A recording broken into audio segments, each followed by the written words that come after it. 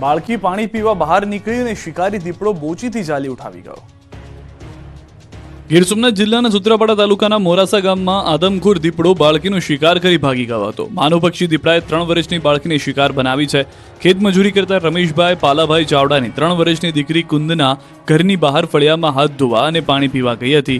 તે સમયે જ પરિવારના સભ્યો ઘરમાં જમી રહ્યા હતા। અચાનક જ દીપડો આવ્યો। બાળકી પર નજર પડતા માનવ પક્ષી દીપડો તેને બોચીમાંથી જાલી ઉઠાવી ગયો હતો।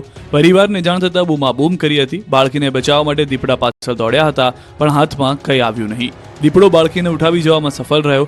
બાદમાં આખી રાત પરિવાર બાળકીને શોધી રહ્યો હતો, પરંતુ સવારે બાળકીના લોહીના ધબ્બાવાળા કપડાં અને મૃતદેહના અવશેષો મળી આવ્યા હતા। આ અંગે વન વિભાગને જાણ કરવામાં આવી હતી। વન વિભાગે માનવ પક્ષી દીપડાને પકડવા માટે કાર્યવાહી શરૂ કરી છે।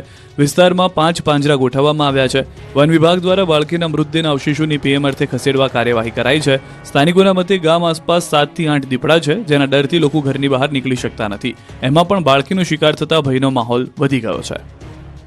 રાજપીપળામાં એસબીઆઈના એટીએમમાંથી પૈસાની બદલે નીકળ્યો સાપ। એટીએમ મશીનમાં કાર્ડ નાખ્યું અને પૈસાની બદલે નીકળ્યો ઝેરી અને ખૂંખાર સાપ। દ્રશ્યો છે રાજપીપળાના। શહેરના એટીએમમાં પૈસા ઉપાડતી વખતે ગ્રાહકો સાવધાન રહેજો। શહેરના એસબીઆઈ મેઇન બ્રાન્ચના એટીએમ સેન્ટરમાં સાપ ઘૂસી જતા દોડધામ મચી ગઈ। એક ગ્રાહક એટીએમમાં પૈસા ઉપાડવા ગયા ત્યારે એટીએમ હેંગ થઈ જતા એન્જિનિયર એટીએમ રિપેર કરી રહ્યા હતા, ત્યારે એટીએમમાં સાપ દેખાતા કામ કરતા લોકોના જીવ તાળવે ચોંટી ગયા। ડરીને સીધા બહાર ભાગી ગયા હતા। ખૂંખાર સાપને એટીએમમાં આટાફેરાથી દહેશત ફેલાઈ હતી। એટીએમ સિક્યુરિટી દ્વારા સાપને પકડી સલામત સ્થળે ખસેડતા રાહત થઈ હતી, પરંતુ આ મેઇન બ્રાન્ચ હોવાથી અહીં હજારો લોકો પૈસા ઉપાડવા આવે છે, ત્યારે એટીએમમાં સાપની એન્ટ્રીથી લોકોના જીવ પર ખતરો ઊભો થયો છે।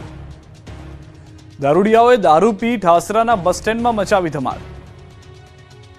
ખેડાના ઠાસરામાં લુખ્ખાઓએ દારૂ પીને ધમાલ મચાવી। ઠાસરા બસ સ્ટેન્ડમાં આવેલી દુકાનમાં જાગીર મલિક નામના વ્યક્તિએ દારૂ પીને ધમાલ મચાવી। બસ સ્ટેન્ડમાં આવેલી કેન્ટીનમાં કામ કરતા વ્યક્તિઓની ધુલાઈ કરી। કોઈ કારણ વગર કેન્ટીનમાં ઘૂસીને કામ કરતા લોકોને માર્યા। દ્રશ્યોમાં જોઈ શકાય છે કે જાબીર મલિક નામના વ્યક્તિ નશામાં બસ સ્ટેન્ડમાં આવેલી કેન્ટીનમાં ઘૂસે છે અને કંઈ સમજ્યા વગર લોકો પર લાફાવળી કરવા લાગે છે, બબાલ કરે છે। જ્યારે એક વ્યક્તિ સમજાવે છે તો નશામાં તેને પણ મારે છે। વિડીયો સામે આવતા કેન્ટીનના માલિકે પોલીસ ફરિયાદ કરી, ત્યારે પોલીસ હવે લુખ્ખા તત્વો વિરુદ્ધ શું કાર્યવાહી કરે છે તે જોવું રહ્યું।